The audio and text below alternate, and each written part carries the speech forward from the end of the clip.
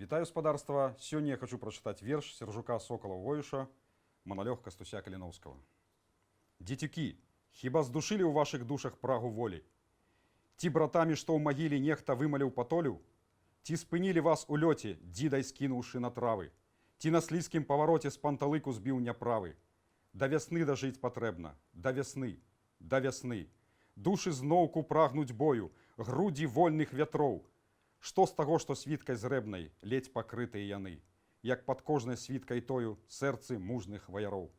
Хай звярэе цар у шале, хай у шале цар лютуе.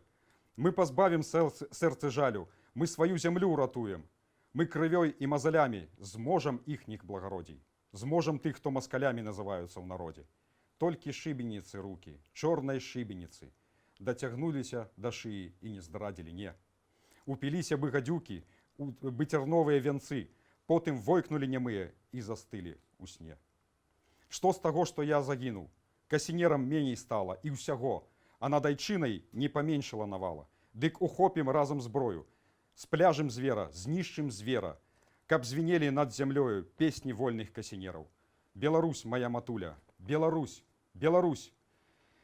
Заквітней чароўнай краскай, паланіўшы абшар, ні пятлі, ні здраднай кулі не скарыўся твой Кастусь, касінер адвечны яська, што з-пад вільні гаспадар. Жыве Беларусь!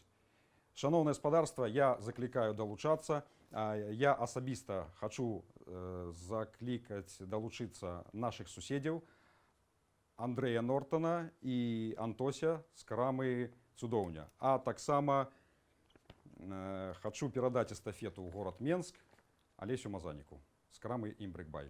Дякую всім.